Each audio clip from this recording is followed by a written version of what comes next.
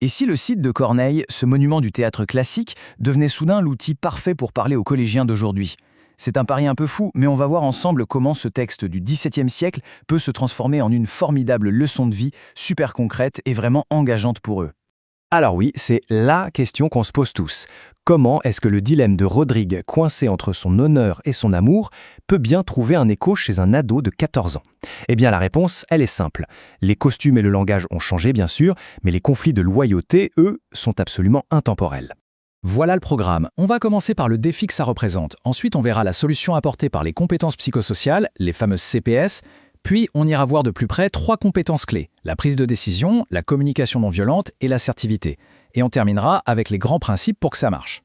Ce qui est au cœur du Cid, c'est le conflit. Rodrigue est complètement déchiré entre venger son père et préserver son amour pour Chimène. Et ce tiraillement, au fond, il n'est pas si éloigné de ce que peuvent vivre les élèves, tiraillés entre les attentes des parents, la pression du groupe et leurs propres envies. Et c'est ça la clé. Les grands dilemmes de la pièce deviennent des miroirs. Ce ne sont plus des concepts abstraits, mais des situations qui font directement écho à leur propre vie. Le théâtre devient une sorte de simulateur, un espace sécurisé où l'on peut explorer des décisions complexes sans risque. Bon alors, comment on fait concrètement pour construire ce pont entre les époques? La solution, c'est de marier l'analyse littéraire traditionnelle avec les compétences psychosociales. Attention, l'idée, c'est pas du tout de remplacer l'étude du texte. Au contraire, c'est de venir l'enrichir, de lui donner une résonance plus personnelle, plus pratique. En fait, l'approche repose sur 2 piliers qui travaillent main dans la main. D'un côté, on garde toute la richesse de l'analyse littéraire classique, et de l'autre, on greffe des outils très concrets pour la vie. Une méthode de prise de décision, la communication non violente, on y reviendra avec son modèle OSBD, et puis l'assertivité. Allez, on commence avec la première compétence, et pour ça, on plonge dans un des monologues les plus connus du répertoire français. On est vraiment à un moment de crise totale pour Rodrigue. Il faut bien sentir que là, Rodrigue ne déclame pas de la poésie. Il est au fond du trou, il réfléchit à voix haute, il pèse des options qui sont toutes les deux atroces. C'est vraiment le moment parfait pour décortiquer ce qu'est un processus de décision. Et ce qui est génial, c'est qu'on peut décortiquer son monologue avec une méthode toute simple en 4 étapes. On le voit, 1. Identifier son problème, 2. Lister ses options, 3. Évaluer les conséquences de chaque option, et 4. Prendre sa décision en s'alignant sur sa valeur la plus haute, l'honneur. C'est un modèle hyper clair et directement transférable à n'importe quel dilemme.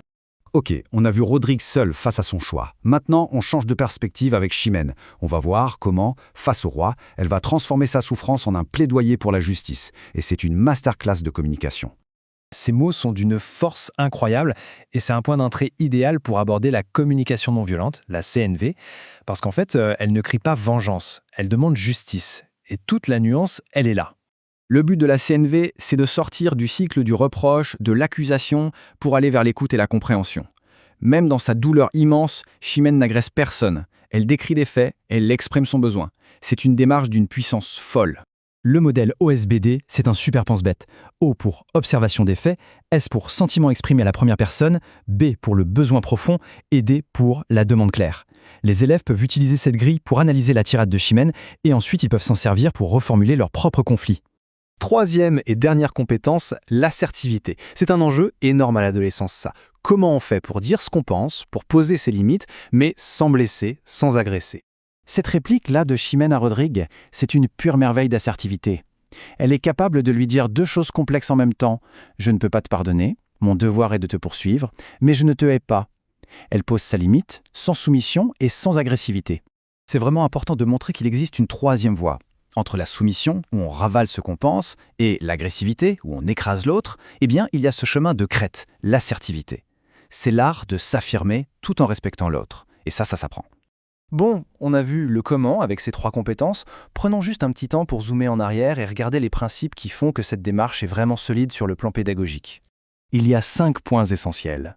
Le premier, c'est que les CPS enrichissent la lecture de l'œuvre. Elles ne la remplacent jamais. Le deuxième, c'est que le lien avec la vie des élèves doit être fait explicitement. On les aide à transférer ces outils à leur quotidien. Le théâtre devient alors un incroyable laboratoire pour la parole et pour la vie. Et au fond, en faisant ça, on n'enseigne pas sûrement une pièce de Corneille.